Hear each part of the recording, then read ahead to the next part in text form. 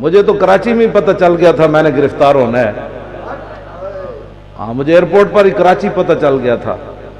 اور کوئی ہوتا تو اگر مگر کر کے بہانا، حالانکہ میرے تو پروگرام بھی تھے کراچی میں. تو میں نے کہا نہیں، 4 جنوری کو میں نے ضرور لاہور جانا ہے اور میں نے کلمہ چوک میں ضرور جانا ہے. جب میں ایئرپورٹ پہنچا تو انہوں نے 8 بجے کی میری فلائٹ تھی، انہوں نے کہا جی آپ کے لیے سیٹ ہی نہیں ہے. میرے پیچھے جو آ رہے تھے ان کو سیٹیں مل رہی تھیں، مجھے کہنے لگے آپ کے لیے سیٹ نہیں ہے، اس میں بک ختم ہو گئی. میں نے کہا ٹھیک ہے کوئی بات نہیں ہے، اگلی میں چلے جائیں گے.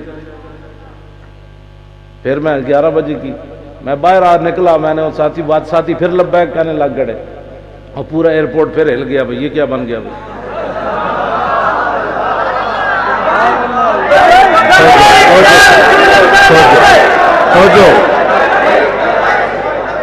تو میں پھر 2 گھنٹے ایئرپورٹ سے باہر بیٹھا رہا. میں نے کہا واپس نہیں جانا، آپ گھر میں ادھر ہی بیٹھتے ہیں. پھر 11 بجے گئے، پھر وہ مجھے دیکھیں ایسے بھائی یہ پھر آ گیا. پھر میں بیٹھ گیا. پھر جب جہاز لاہور اترا تو اعلان ہوا کہ ویل چیئر والا بندہ بیٹھا رہے، اس کی ویل چیئر آخر میں آئے گی. میں نے کہا ٹھیک ہے آخر میں چلے جائیں گے، کون سے مسئلہ. کیوں جی؟ باغ میں شکر وصل تھا اور ہجر میں ہائے ہائے گل. کہاں میں ان کے ذکر میں پہلے نکلے یا بعد نکلے.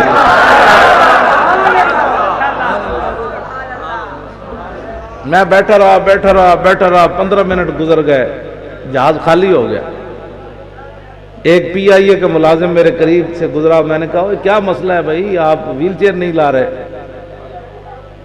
وہ میرے قریب سے گزرتے ہوئے کہتا ہے وہ پولیس نہیں آنے دے رہی. سول کپڑوں میں اندر بھی آ گیا بھائی، جہاز میں بھی آ گیا سول کپڑوں میں. میں سمجھ گیا، میں اپنے مست ہو کر بیٹھا رہا. میں کہا بچے وہ گل وچ ہو رہے، یہ گرفتاری کو بچنا ہوتا تو میں کراچیوں کیوں آندا.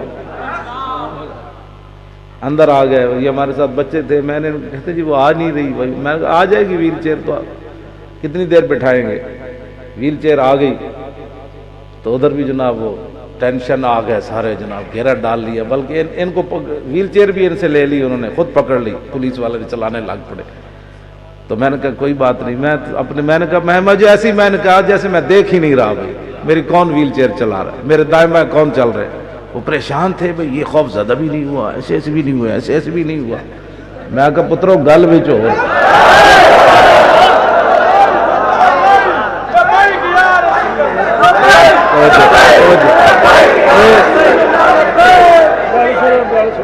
گل بھی سن. یہ ہمارے 3 لڑکے تھے، یہ ڈرائیور صاحب تھے اور یہ 2 لڑکے یہ تھے. ہوائی جہاز میں اتنا لمبا چوڑا ہم نے خرچہ، 3 ٹکٹ تو بہت مہنگے ہوتے ہیں.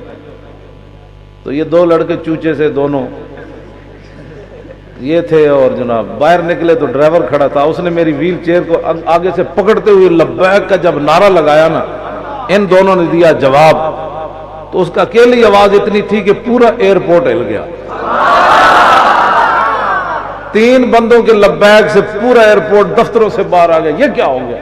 وہ دیکھیں تو ویل چیئر ایک بار بندہ جا رہا ہے، اس کے ارد گرد پولیس ہے، وہ کبھی مجھے دیکھیں کبھی ان کو دیکھیں. یہ میں آ کر وہ ویکھن بھائی یہ دہشت گرد کس طرح بندہ ہے، پگڑی بدھی معذور آدمی.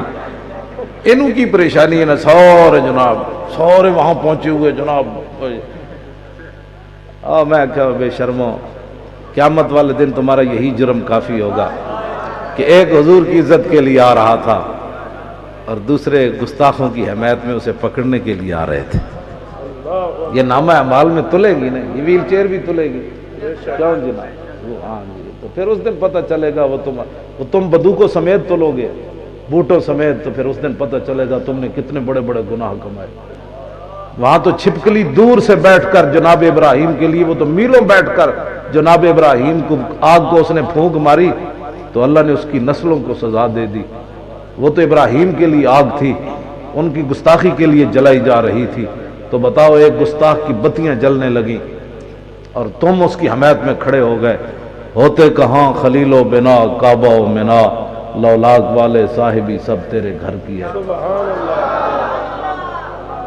یہ مسئلے کی حساسیت کو سمجھا جائے، کوئی مسئلہ نہیں، اس مسئلے کی حساسیت کو سمجھا جائے. شاہ جی اصل مسئلہ یہ ہے ہمارا، اس مسئلے کی حساسیت کو سمجھو.